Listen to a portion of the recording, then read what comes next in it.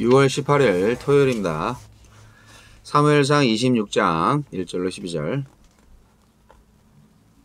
10사람이 기브아에 와서 사울에게 말하여 이르되 다윗이 광야 앞 하길라 산에 숨지 아니하였나이까 하매 사울이 일어나 10광야에서 다윗을 찾으려고 이스라엘에서 택한 사람 3,000명과 함께 10광야로 내려가서 사울이 광야 앞 하길라 산 길가에 진치니라.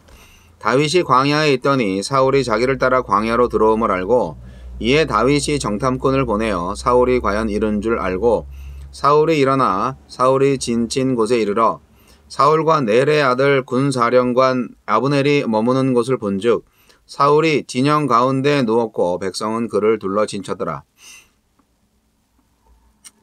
이에 다윗이 햇사람 아히멜렉과 스루야의 아들 요압의 아우 아비새에게 물어 이르되 누가 나와 더불어 진영에 내려가서 사울에게 이르겠느냐 하니 아비새가 이르되 내가 함께 가겠나이다. 다윗과 아비새가 밤에 그 백성에게 나아가 본즉 사울이 진영 가운데 누워 자고 창은 머리 곁 땅에 꽂혀 있고 아브넬과 백성들은 그를 둘러 누웠는지라.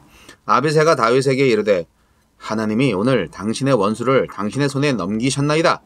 그러므로 청하오니 내가 창으로 그를 찔러서 단번에 땅에 꽂게 하소서. 내가 그를 두 번 찌를 것이 없으리이다 하니 다윗이 아비새에게 이르되 죽이지 말라. 누구든지 손을 들어 여호와의 기름 부음 받은 자를 치면 죄가 없겠느냐 하고 다윗이 또 이르되 여호와께서 살아계심을 두고 맹세하노니 여호와께서 그를 치시리니 혹은 죽을 날이 이르거나 또는 전장에 나가서 망하리라. 내가 손을 들어 여호와의 기름 부음 받은 자를 치는 것을 여호와께서 금하시나니 너는 그의 머리 곁에 있는 창과 물병만 가지고 가자 하고 다윗이 사울의 머리 곁에서 창과 물병을 가지고 떠나가되 아무도 보거나 눈치채지 못하고 깨어 있는 사람도 없었으니 이는 여호와께서 그들을 깊이 잠들게 하셨으므로 그들이 다 잠들어 있었기 때문이었더라. 하나님의 주권을 인정하는 다윗. 24장에 이어서 다윗은 또다시 사울을 죽일 기회를 얻지만 이번에도 사울을 살려줍니다. 24장과 26장의 것이 거의 비슷해 보이지만 다윗이 보인 반응은 확연히 다릅니다. 하나님은 어떤 분입니까? 하나님은 우리 삶에서 일어나는 크고 작은 일을 통해 우리를 가르치시고 우리의 변화를 확인하십니다. 24장에서 자신을 살려준 다윗에게 고마워했던 사울은 언제 그랬냐는 듯 3,000명의 병사를 이끌고 다시 다윗을 추격했습니다. 다윗은 아비새와 단둘이 용감하게 적진 한복판으로 들어가 사울의 창과 물병을 들고 나왔습니다. 나발 사건을 통해 하나님의 보호와 갚아주심을 경험한 후 더는 사울을 두려워하지 않게 된 것입니다. 다윗이요. 나는 날마다 묵상하는 말씀과 경험하는 일을 통해 하나님을 배우며 자라가고 있습니까? 하나님이 기대하시고 원하시는 모습으로 변하고 있습니까? 하나님이 지켜주시지 않으면 3,000명의 병사도 머리맡에 둔 창도 아무 소용이 없었습니다. 하나님이 사울을 잠들게 하시자 다윗은 아무런 충돌 없이 사울의 창과 물병을 가지고 나올 수 있었습니다. 나의 안전을 지켜준다고 생각하는 군사와 창은 무엇입니까? 나의 안전은 그 무엇도 아닌 하나님께 달려있음을 기억하십시오. 우리에게 주시는 교훈은 무엇입니까? 3,000명의 병사가 진치고 있는 곳에 몰래 들어가는 행동은 위험천만했습니다. 그러나 누가 나와 가겠느냐라는 다윗의 물음에 아비새는 내가 함께 가겠나이다 라고 대답하며 따랐습니다. 일부러 위험을 자청할 필요는 없지만 때로는 위험을 무릅쓰는 용기가 필요합니다. 내가 함께 하겠습니다 라고 대답할 일은 없습니까? 상황이나 환경보다 하나님의 뜻이 우선합니다. 적진 한복판까지 무사히 침투한 아비새는 하나님이 다윗에게 사울을 죽일 절호의 기회를 주셨다고 말했지만 다윗은 기름 부음 받은 왕을 죽이는 것은 하나님이 금하시는 일이라며 거부했습니다. 유리한 상황이라고 다 하나님이 주신 기회가 아닙니다. 하나님이 금하시는 일을 해야 하는 상황이라면 그것은 우리가 무엇을 더 우선하는지 확인하는 시험입니다. 상황을 위해서만 기도하지 말고 먼저 하나님의 뜻을 묻고 그 뜻을 이룰 기회와 힘을 주시도록 기도하십시오. 주여, 모든 상황 속에서 하나님의 주권을 인정하며 하나님의 뜻을 따르게 하소서. 다윗이 이제 점점 그 성숙해지는 모습을 사무엘서를 통해서 보게 됩니다. 사울왕은 또 마음이 변해가지고 또 다윗을 죽이려고 지금 또다시 3,000명의 군사를 이끌고 다윗을 추격을 했어요. 10사람들이 다윗의 거처를 밀고를 했죠. 사울은 하느님께서 다윗을 이스라엘의 다음 왕으로 세운 것을 알았지만 그럼에도 불구하고 사울은 다시 마음을 바꿔서 다윗을 죽이러 3,000명의 군사를 데리고 다윗을 잡으러 갑니다. 이게 참 사울은 진짜 정상이 아니다 생각이 든대요. 이번에도 사실 다윗이 사울의 일거수일투족을 알고 있었죠. 여러분, 어리석은 사람은 하느님이 자신을 쫓는 것은 보지 못하고 자기 욕망을 쫓아서 살아가죠. 사울같이요. 그러나 하나님과 또 하나님을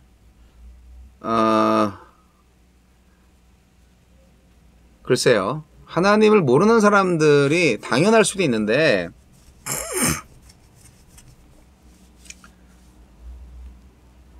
나를 누가 잘 알겠어요? 나를 누가 잘 아냐고요? 하나님이 잘 아시죠? 그리고 내가 누구인지 어떨 때는 다른 사람들이 나를 더 잘 알 때가 있어요. 나만 나를 모른다는 거죠. 그게 이제 그 사울의 경우였던 것 같아요. 사울은 자기가 누구인지 자기가 정말 모르는 상황이었죠. 제정신이 아니죠.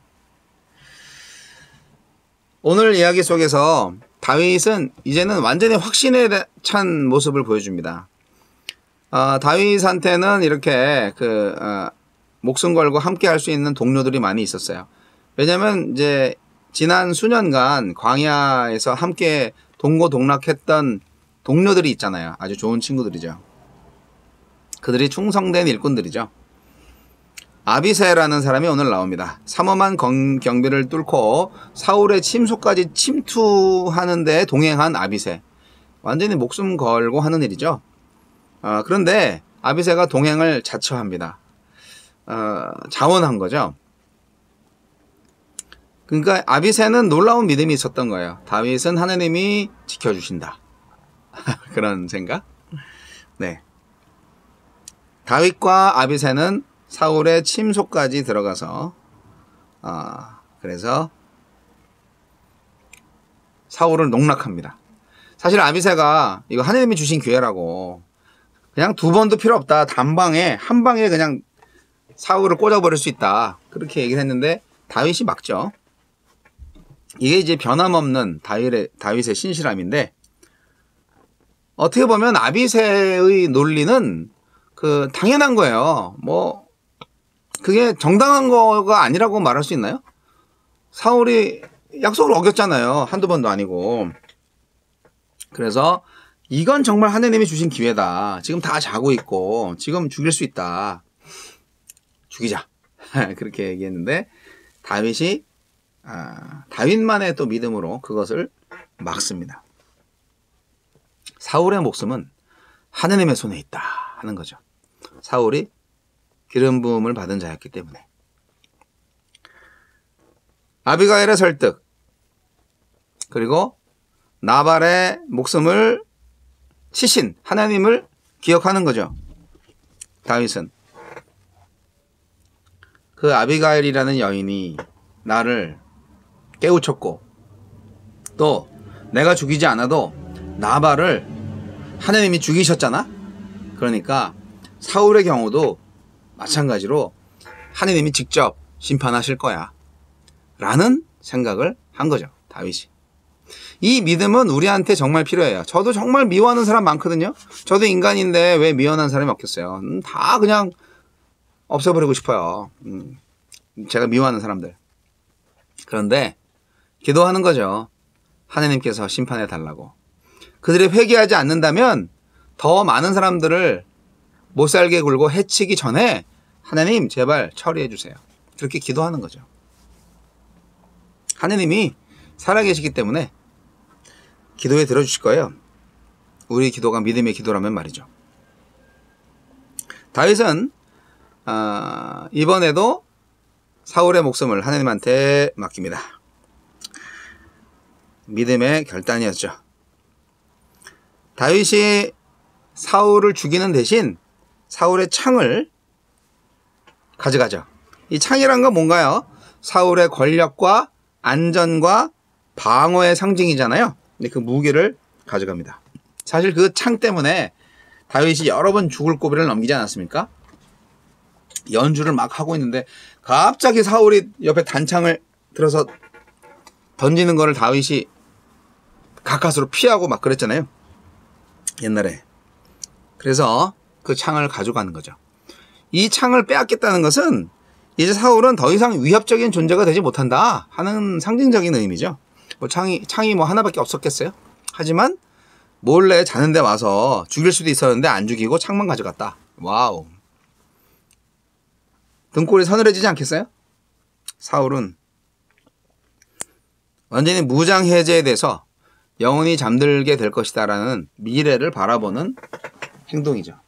어찌 보면은 바로 죽이는 것보다 더 무서운 조치가 아닐까 생각이 들기도 합니다. 사울의 머리에 맡아 있는 창과 물병을 들고 떠나는 다윗. 과연 이 작전에서 다윗과 아비새만 용맹했을까요? 누구의 도움이 또 없었을까요? 성경이 분명히 말하고 있습니다. 아무도 일어나지 않았다고, 깊이 잠들었다고. 그런데 깊이 잠들게 하신 이가 있어요. 바로 여호와 하나님이셨습니다. 문자적으로 여호와의 깊은 잠이 그들 위에 떨어져 내렸기 때문에 그들은 아무도 일어나지 못했던 거죠. 결국 하나님이 다윗의 그 작전을 성공시킨 장본인입니다. 아무도 다윗과 아비새를 느끼거나 보지 못했습니다. 3,000명 중에서 단 한 사람도 잠들지 않은 사람이 없었다는 거예요. 그게 말이 됩니까? 부대가 움직이면 보초라도 다 눈 뜨고 지키고 있어야 되는데 다 잠자고 있었다는 게 말이 되냐고요. 결국 이거는 뭐냐? 마치 하나님께서 사울을 죽일 수 있는 완벽한 기회를 만들어 놓고 다윗한테 야 어떻게 할래? 죽일래? 이렇게 시험하는 것 같은 그런 상황이었다는 거죠. 물병과 창은 다시 말씀드려서 무기를 상징하고 또 전쟁에서 가장 중요한 물건이죠. 이것을 다윗이 가져갔다는 것은 어떻게 보면은 직접 죽이지 않아도 사울의 생명을 가져간 거나 다름이 없다라는 그런 상징적 의미가 있습니다. 이 물건들이 후에 다윗이 사울을 죽일 수 있었음에도 불구하고 죽이지 않았다는 증거품으로 사용될 거잖아요. 그러니까 사울을 더 부끄럽게 만드는 거죠. 사울은 정말 죽고 싶었을 거예요. 내가 또 당했구나. 그런 거죠. 자기가 죽이려고 하는 사람한테서 자기가 죽을 수도 있었고 그리고 살림을 받았다.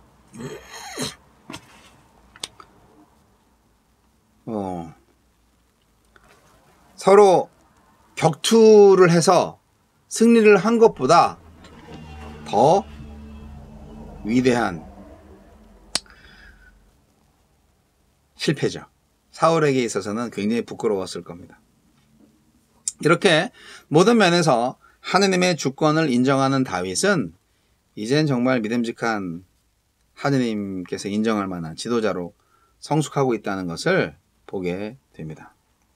사랑하는 여러분, 다윗처럼 누가 나와 함께 가겠느냐?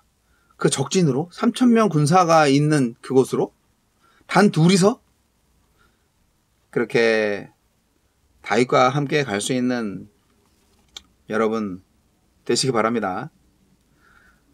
진정 하나님의 사람이 함께 있을 때 우리는 생명을 보존하는 것도 물론이지만 그 이상의 하느님의 일을 해낼 수가 있습니다. 바로 사울의 창과 물병을 가지고 오면서 그를 부끄럽게 만들고 하느님의 주권을 인정하고 그리고 정말 그 전투에서는 이기지 않았지만 전쟁에서 이길 수 있는 그런 역사를 바라볼 수 있게 되는 것입니다. 아비새의 믿음 본받으시고 다윗과 동행하시는 하느님을 오늘도 찬양하시는 여러분 되시기 바랍니다.